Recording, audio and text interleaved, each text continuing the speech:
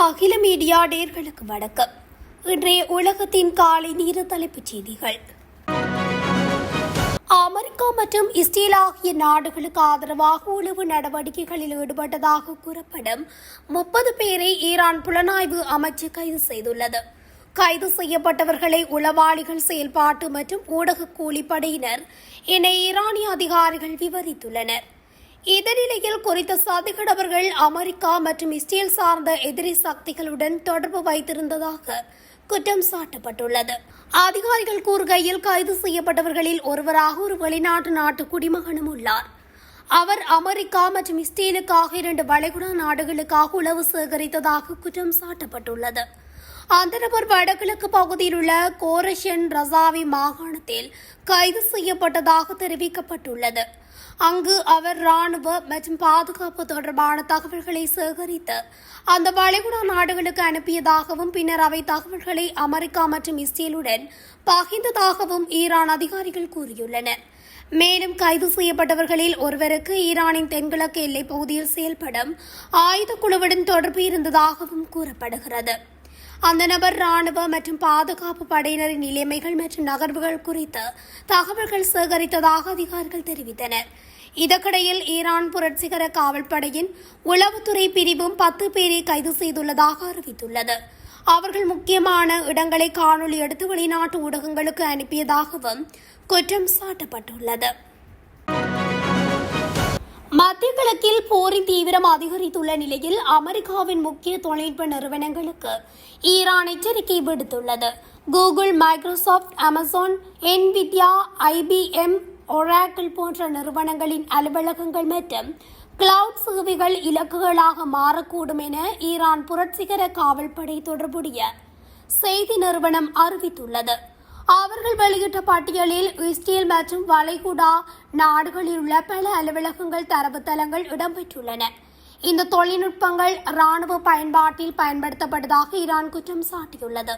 மேலும் அமெரிக்கா மற்றும் இஸ்ரேல் தொடர்புடைய வங்கிகள், பொருளாதார மையங்கள் கூட தாக்குதலுக்குள்ளாகலாம் என்று ஈரான் எச்சரித்துள்ளது. பொதுமக்கள் இத்தகைய இடங்களில் இருந்து குறைந்தது 1 கிலோமீட்டர் தூரத்தில் இருக்க வேண்டும் என அறிவுறுத்தப்பட்டுள்ளது. இதேவேளை அமெரிக்கா இஸ்ரேல் ஈரான் போர் 12வது நாளை எட்டியுள்ளது. லெபனானில் இஸ்ரேல் தாக்குதலில் 7 பேர் உயிரிழந்ததாக நேற்று தெரிவிக்கப்பட்டுள்ளது. தெஹ்ரானில் கடுமையான குண்டுவீச்சுகளும் நடந்து வருகின்றன. இந்த எச்சரிக்கை உலகளாவிய தொழில்நுட்ப மற்றும் நிதித்துறைகளுக்கு பெரிய அச்சுறுத்தலாக மாறியுள்ளது. தாய்லாந்தில் ஏர் இந்தியா எக்ஸ்பிரஸ் விமானம் தரையிறங்கும் போது ஓடுதளத்தை சேதப்படுத்தியபடி தரையிறங்கியுள்ளது. ஹைதராபாத்தில் இருந்து தாய்லாந்தில் உள்ள புக்கெட் நகருக்கு சென்ற ஏர் இந்தியா எக்ஸ்பிரஸ் விமானம் தரையிறங்கும் போது முன்புற சக்கரத்தில் ஏற்பட்ட கோளாறு காரணமாக ஓடுதளத்தை சேதப்படுத்தியபடி தரையிறங்கியுள்ளது. தரையிறங்கும் நேரத்தில் விமானத்தின் முன்புற சக்கரத்தில் கோளாறு ஏற்பட்டதாக கூறப்படுகிறது. இதனால் விமானம் ஆபத்தான நிலையை எதிர்கொண்ட போதும் விமானி சாதுரியமாக செயல்பட்டு விமானத்தை பாதுகாப்பாக தரையிறக்கியுள்ளார். இந்த சம்பவத்தை அடுத்து உடனடியாக புக்கெட் விமான நிலையத்தின் சேவைகள் தற்காலிகமாக நிறுத்தப்பட்டுள்ளன. சம்பவத்தின் போது விமானத்தில் 133 பேர் இருந்துள்ளதுடன் யாருக்கும் காயம் எதுவும் ஏற்படவில்லை எனவும் தெரிவிக்கப்படுகிறது. ஈரான் மீதான இஸ்ரேல் மற்றும் அமெரிக்காவின் தாக்குதலை தொடர்ந்து அந்நாடு பல்வேறு மத்திய கிழக்கு நாடுகள் மீது தொடர்ந்து தாக்குதல்களை மேற்கொண்டு வருகிறது. அவ்வகையில் கத்தார் நாட்டின் மீதான தாக்குதல் அதிகரித்துள்ளதால் அந்நாடு தன் குடிமக்களுக்கு தேசிய அவசரகால எச்சரிக்கை ஒன்றை விடுத்துள்ளது. இஸ்ரேல் மற்றும் அமெரிக்காவால் தாக்கப்பட்டதை தொடர்ந்து ஈரான் பிப்ரவரி மாதம் 28ஆம் தேதி கத்தார் மீது சரமாரியாக ஏவுகணைகளை வீசி தாக்கியது. அதைத் தொடர்ந்து மார்ச் மாதம் 2ஆம் தேதி மீண்டும் கத்தாரை நோக்கி ஏவுகணைகளை வீசியது ஈரான். குறிப்பாக கத்தாரில் அமைந்துள்ள அமெரிக்காவின் மிகப்பெரிய ராணுவ தளமான அல்-உதைத் விமான தளம் மற்றும் RS லஃபான் இண்டஸ்ட்ரியல் சிட்டியில் அமைந்துள்ள முக்கிய எரிவாயு மையம் ஆகியவற்றை குறிவைத்து தாக்கியது ஈரான். அதைத் தொடர்ந்து எரிவாயு உற்பத்தியை நிறுத்தியதுடன் எரிவாயு விநியோகத்தையும் குறைத்தது கத்தார். அதன் காரணமாக உலக நாடுகள் பலவற்றில் எரிவாயு விலைகள் உயர்ந்துள்ளன. இந்நிலையில் நேற்று மீண்டும் ஈரான் ஏவிய ஏவுகணைகளை எதிர்கொண்டு வருவதாக தெரிவித்துள்ள கத்தார் உள்துறை அமைச்சகம் தன் குடிமக்களுக்கு தேசிய அவசரகால எச்சரிக்கை ஒன்றை விடுத்துள்ளது. அந்த எச்சரிக்கையில் பாதுகாப்பு அச்சுறுத்தல் மட்டம் அதிகரித்துள்ளதாக தெரிவித்துள்ள கத்தார் அரசு மக்கள் வீடுகளுக்குள் இருக்குமாறும் வெளியே செல்வதையும் ஜன்னல்களுக்கு அருகில் நிற்பதையும் திறந்த வழிகளுக்கு செல்வதையும் தவிர்க்குமாறு கேட்டுக் கொண்டுள்ளது. சர்வதேச அரசியல் சூழலில் ஏற்பட்டுள்ள மாற்றங்களுக்கு மத்தியில் வடகொரியா மீதான தனது செல்வாக்கை மீண்டும் நிலைநிறுத்த சீனா தீவிரமாக முயன்று வருவதாக புலனாய்வு அறிக்கை தெரிவிக்கிறது. புதன்கிழமை வெளியான இந்த அறிக்கையின்படி வடகொரியாவின் பொருளாதாரம் சார்ந்துள்ள நிலையை பயன்படுத்தி அந்நாட்டின் மீதான தனது பிடியை சீனா மறுசீரமைத்து வருகிறது. குறிப்பாக எல்லைப் பகுதிகளில் வர்த்தகத்தை அதிகரிப்பது, உட்கட்டமைப்பு திட்டங்களில் முதலீடு செய்வது, எரிசக்தி விநியோகத்தை உறுதிப்படுத்துவது ஆகியவற்றின் மூலம் பியாங்யாங்கின் ஒரே முக்கிய கூட்டாளியாக தன்னை நிலைநிறுத்த பெய்ஜிங் திட்டமிடுகிறது. மறுபுறம் வடகொரிய ஜனாதிபதி கிம் ஜாங் உன் சீனாவின் இந்த ஆதிக்கத்தை ஏற்றுக்கொள்வாரா அல்லது தனது நாட்டின் இறையாண்மையை பாதுகாக்க மாற்று வழிகளை தேடுவாரா என்ற கேள்வி எழுந்துள்ளது. சமீப காலமாக ரஷ்யாவுடனான ராணுவ உறவுகளை வடகொரியா பலப்படுத்தி வரும் நிலையில் இது சீனாவிற்கு போட்டி ஏற்படுத்தியுள்ளது. இருப்பினும் உணவு மற்றும் அத்தியாவசிய தேவைகளுக்கு சீனாவையை பெரிதும் நம்பியிருக்க வேண்டிய சூழல் கிம்யாங்குக்கு உள்ளது. இந்த பிராந்தியத்தில் அமெரிக்காவின் செல்வாக்கை குறைக்க சீனா மேற்கொள்ளும் இந்த ராஜதந்திர நகர்வுகள் கிழக்காசியாவின் பாதுகாப்பு சூழலில் புதிய திருப்பத்தை ஏற்படுத்தும் என எதிர்பார்க்கப்படுகிறது. அத்துடன் மத்திய கிழக்கில் உருவாகியுள்ள ஈரான், அமெரிக்கா, இஸ்ரேலுக்கு இடையிலான போரில் ஈரானுக்கு ஆதரவாக தனது நிலைப்பாட்டையும் அமெரிக்காவுக்கு எதிரான தனது கண்டனத்தையும் வடகொரியா விடுத்துள்ளது. கார்முஸ் நிலசந்தியில் அடையாளம் தெரியாத ஏவுகணைகளால் தாக்கப்பட்ட தாய்லாந்து கப்பலில் இருந்து 20 பணியாளர்கள் மீட்கப்பட்டுள்ளனர். ஆனால் 3 பணியாளர்களை இன்னும் காணவில்லை என்று தாய்லாந்து போக்குவரத்து அமைச்சகம் தெரிவித்துள்ளது. 20 பேரும் ஒரு லைட் படகில் கப்பலை கைவிட்டு ஓமான் கடற்படையால் மீட்கப்பட்டதாக அமைச்சகம் கூறுகிறது. கப்பலின் பின்புறத்தில் ஒரு வெடிப்பு ஏற்பட்டதாகவும் மீதமுள்ள 3 பணியாளர்கள் பணிபுரிந்து கொண்டிருந்த இயந்திரப்பட்டியில் தீ விபத்து ஏற்பட்டதாகவும் அது மேலும் தெரிவித்தது. தாய்லாந்து கொடியுடன் கூடிய சரக்கு கப்பல் கார்முஸ் நிலசந்தி வழியாக சென்ற வேளை தாக்கப்பட்டதை அடுத்து அவசர உதவியை வழங்குவதாக தாய்லாந்து கடற்படை தெரிவித்துள்ளது. ஒரு அறிக்கையில் ரோயல் தாய் கடற்படை 23 தாய்லாந்து பணியாளர்கள் கப்பலில் இருந்ததாக கூறுகிறது. ஓமான் கடற்படை 20 பணியாளர்களை மீட்டுள்ளதாகவும் மீதமுள்ள 3 வரை மீட்பதற்கான பணியில் ஈடுபட்டுள்ளதாகவும் தாய்லாந்து அதிகாரிகள் தெரிவிக்கின்றனர். இந்த தாக்குதலை ஈரான் நடத்தியிருக்கக்கூடும் என்று சந்தேகம் வெளியிடப்பட்டுள்ளது. ஈரான் மீதான அமெரிக்க இஸ்ரேலிய கூட்டு தாக்குதல்கள் தொடங்கியதில் இருந்து மத்திய கிழக்கில் இருந்து 40,000க்கும் மேற்பட்ட அமெரிக்கர்கள் தமது நாட்டுக்கு திரும்பியுள்ளதாக வெளியுறவுத்துறை அறிவித்துள்ளது. உதவி செயலாளர் டிலான் ஜான்சன் 2 டசனுக்கும் மேற்பட்ட வாடகை விமானங்களை ஒழுங்கு செய்ததாகவும் வெளிநாடுகளில் உள்ள 27,000க்கும் மேற்பட்ட அமெரிக்கர்களுக்கு பாதுகாப்பு வழிகாட்டுதல் மற்றும் பயனுதவிகளை நேரடியாக வழங்கியதாகவும் குறிப்பிட்டார். பிராந்தியம் முழுவதும் வணிக நிறுவனங்கள், விமானங்கள் கிடைப்பது படிப்படியாக மேம்பட்டதால் தரைவழி போக்குவரத்து நடவடிக்கைகள், வாடகை விமானங்கள் தொடர்ந்து நடைபெற்று வருவதாக அவர் மேலும் தெரிவித்தார்.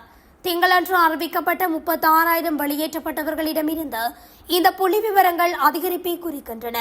மத்திய கிழக்கிலிருந்து வெளியேற விரும்பும் எந்தவொரு அமெரிக்க குடிமகனுக்கும் அவ்வாறு செய்ய வெளியுறவுத்துறை தொடர்ந்து தீவிரமாக உதவும் என்று அவர் குறிப்பிட்டுள்ளார்.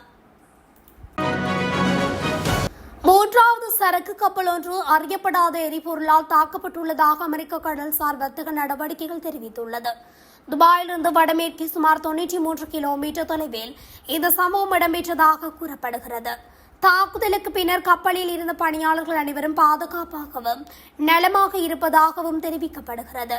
இதனுடன் தொடர்பாக ஐக்கிய ராஜ்ய கடல்சார் வர்த்தக நடவடிக்கைகள் அமைப்பு நேற்று முன்னதாக UAE கடற்கரைக்கு அருகில் ஒரு கப்பல் தாக்கப்பட்டதாகவும் ஓமானின் வடக்கு பகுதியில் இடம்பெற்ற தாக்குதலுக்கு பின்னர் மற்றொரு கப்பல் வெளியேற்றப்பட்டதாகவும் குறிப்பிட்டுள்ளது. இந்த தாக்குதலை ஈரான் தான் நடத்தியிருக்கலாம் என்று கூறப்படுகின்றது. இஸ்ரேலுக்கான அதன் தூதுவரை ஸ்பெயின் நீக்கியுள்ளது. மேலும் டெல் அவிவில் உள்ள அதன் தூதரகம் இப்போது ஒரு பொறுப்பாளரால் வழிநடத்தப்படும் என்று வெளியுறவு அமைச்சக வட்டாரம் தெரிவித்துள்ளது. ஈரான் மீது அமெரிக்கா இஸ்ரேல் இணைந்து மேற்கொண்டுள்ள தாக்குதலில் ஈரானின் 44 போர்க்கப்பல்கள் அளிக்கப்பட்டதாக அமெரிக்கா தெரிவித்துள்ளது. இந்த நிலையில் கடலில் கன்னிவடிகளை பதிக்கும் 16 ஈரான் கப்பல்களை தாக்கி அளித்ததாக அமெரிக்க ராணுவம் தெரிவித்துள்ளது. கார்முஸ் நீர்ணை அருகே 16 கன்னிவடி பதிக்கும் கப்பல்கள் உட்பட பல ஈரான் கடற்படை கப்பல்களை தாக்கி அளித்துள்ளதாக அமெரிக்க ராணுவ மத்திய கடலை பிரிவு தெரிவித்துள்ளது. மேலும் கப்பல்கள் தாக்கி அளிக்கப்படும் வீடியோ காட்சிகளையும் வெளியிட்டுள்ளது.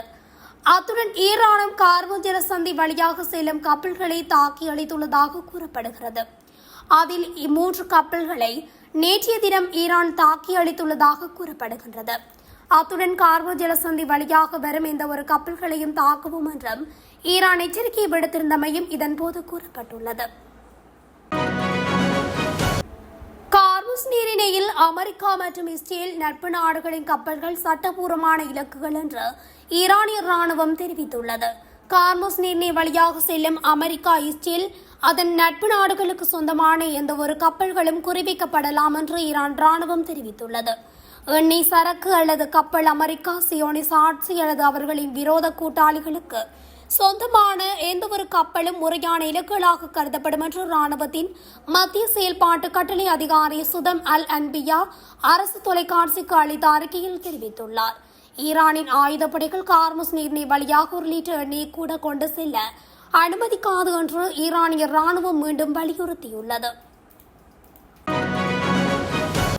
அமெரிக்கா மற்றும் இஸ்ரேல் நடத்திய குண்டுவீச்சில் காயமடைந்ததாக பரவி வந்த வதந்திகளுக்கு மத்தியில் ஈரானின் புதிய உச்ச ஆன்மீக தலைவர் முஜ்தபா ஹமீனி பாதுகாப்பாக இருப்பதாக தகவல் வெளியாகியுள்ளது. இந்த தகவலை ஈரான் ஜனாதிபதி மசூத் பெசஸ்கியானின் மகன் யூசுப் பெசஸ்கியான் தெரிவித்துள்ளார். ஈரானின் முக்கிய செய்தி நிறுவனம் ஒன்றுக்கு வழங்கிய சேவையில் அவர் இதனை குறிப்பிட்டுள்ளார். அகா முஜ்தபா காயமடைந்ததாக சில தகவல்கள் நான் கேட்டேன். அவருடன் தொடர்பில் இருந்த சிலரை நான் கேட்டபோது இறைவனின் அருளால் அவர் பாதுகாப்பாக உள்ளார் என்றும் கவலைப்பட வேண்டியதில்லை என அவர்கள் தெரிவித்துள்ளனர். கொல்லப்பட்ட முன்னாள் ஆன்மீக தலைவர் அயதுல்லா அலி ஹமீனின் மகனான முஜ்தபா ஹமீனி ஈரானின் புதிய ஆன்மீக தலைவராகவும் உச்ச தலைவராகவும் அறிவிக்கப்பட்டார். ஆனால் அந்த அறிவிப்புக்கு பிறகு அவர் பொதுமக்கள் முன் தோன்றவில்லை. அவரிடமிருந்தோ அல்லது அவரது அலுவலகத்தில் இருந்தோ எழுத்துப்பூர்வமான அறிக்கையும் இதுவரை வெளியிடப்படவில்லை. இஸ்ரேலிய தரப்பிலிருந்து கிடைத்த தகவலின்படி கடந்த வாரம் முஜ்தபா ஹமீனியை குறிவைத்து தாக்குதல் நடத்தப்பட்டது. எனினும் அந்த முயற்சியில் அவர் உயிர் தப்பியதாகவும் சிறிய காயம் மட்டுமே ஏற்பட்டிருக்கலாம் என்று தெரிவிக்கப்படுகின்றது. ஆனால் ஈரான் அதை மறுத்து வருகின்றமையும் குறிப்பிடத்தக்கது. வடகொரியா புதிய கடற்படை கப்பலில் இருந்து ஏவுகணை சோதனை நடத்தியதை அந்நாட்டு தலைவர் மேற்பார்வையிட்டதாக அரசு ஊடகம் தெரிவித்துள்ளது. வடகொரியா கடந்த ஆண்டு ஏப்ரல் மாதம் தனது கடற்படை சக்தியை மேம்படுத்தும் முயற்சிகளின் ஒரு பகுதியாக 5000 டன் எடையுள்ள பல்நோக்கு அளிப்பு கப்பலான ஜாய்கியானை வெளியிட்டது. அதனைத் தொடர்ந்து ஜூன் 2025 த கிங் கான் என்ற மற்றொரு ஏவுகணை கப்பலையும் அறிமுகப்படுத்தியது.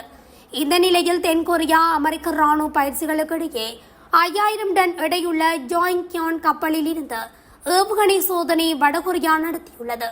இந்த சோதனை வடகொரிய தலைவரான கிம் ஜாங் உன் தனது மகளுடன் சேர்ந்து வீடியோ மூலம் கவனித்துள்ளார். இத்துடன் அகில மீடியாவின் இன்றைய காலை நேர தலைப்புச் செய்திகள் நிறைவடைகின்றன. தொடர்ச்சியாக செய்திகளை அறிந்து கொள்ள அகில மீடியா ஊடகத்துடன் இணைந்திருங்கள். நன்றி, வணக்கம்.